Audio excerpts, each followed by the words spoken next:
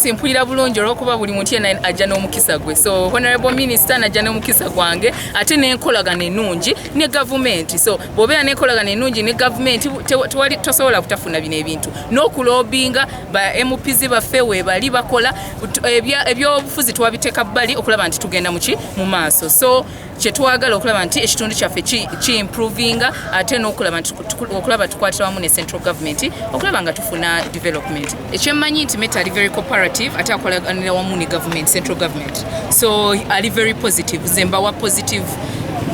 Nafunye communication from him ali positive olwokuba kino ekitundu kino kyolaba ekyerugazi kiyimiridde lwa Meta. Abakozi bonna bakola mu Meta. Meta etuyambye tuyina eddwaliro lya Meta, tuyina amasomero ga Meta. So bagenda kubeera very cooperative ate bakolaganira wamu ne central government.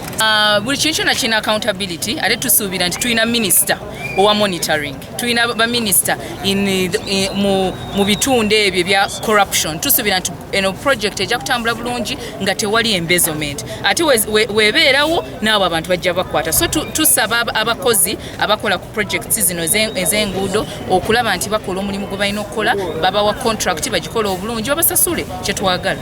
Tewali buzibu, nze ndabye abantu bali mu kukola olwokuba kati project twayagala etandike, ground breaking yatandika, omulimu bakola ki bagukola. So tuli happy kyetulabye ku ground ate tusuubira nti very soon abantu baffe bajja kuba beeyagala nga bakola emirimu gyabwe obulungi, batambula bulungi nga tewali buzibu.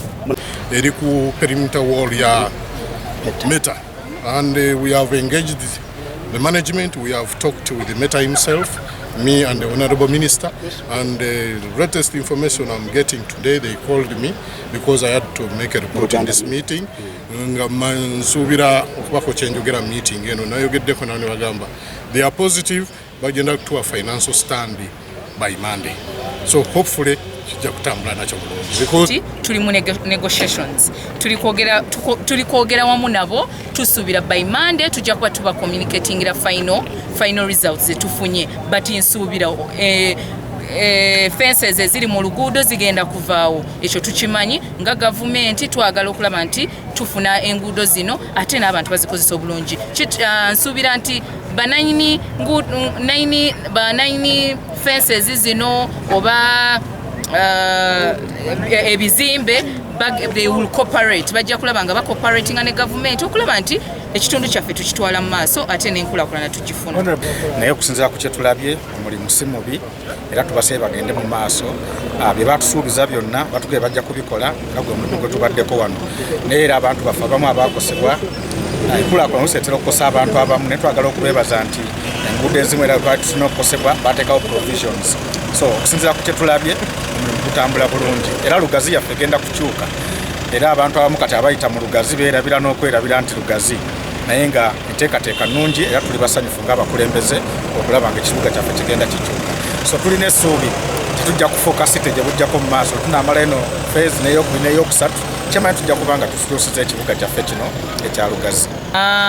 Omulanga okozesa enguudo zaffe obulungi olw'okuba batuwadde road walkways, tukozese walkways tukuume ekibuga kyaffe olw'okuba tusuubira nti weba USMAID ezze neekola enguudo zonna, neekola street lights, tegeeza naffe tugenda mu kitundu kya city, tugenda kubeera Lugazi city. So tusuubira okukuuma ekitundu kyaffe obulungi, kukola bulungi bwansi, kulaba nti tetuliitaringa the city n'okulaba nti enguudo zaffe ziri clean, kyetwagala ng'abantu Lugazi.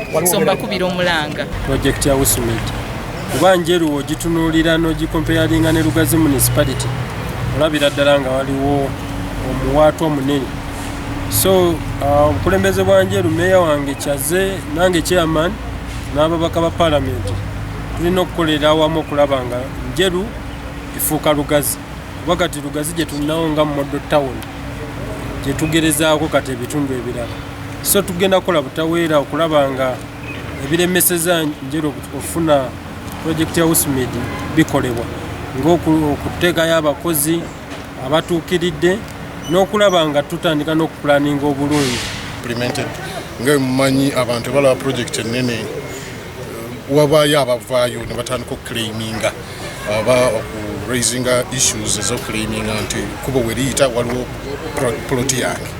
For example, waliwo omutuuze omu claiming nti yagulawo mu 1993 naye council is developing over time era ekkubo eryo developing from a community road to a town council road to a gravel level. They were graveling from gravel level in the year 2001.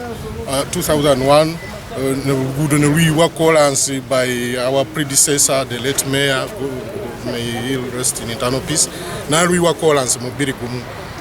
Naye okuvolo lwonna lumanyidwa nti luguudo olutwala kinyo it is gazetted naye mu Lugazi Fiscal Development Plan the year 2021-2040 it is a road, earmarked a road.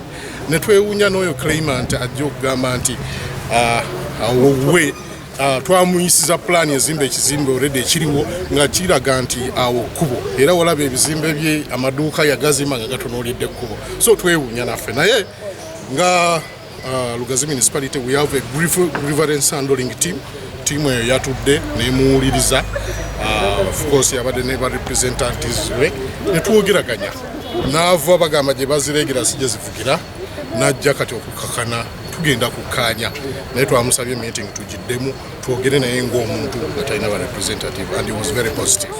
This project to stay to benefit our grand and great children. Then secondly, also we've seen when this project came, a lot of projects have been carrying out place in Lugazi when our Lugazians are not employed. But this time, what particularly had taken me to the field to see whether are real Lugazians employed. Indeed, I've witnessed, we pray so that the second phase, third phase, they also consider only Lugazians.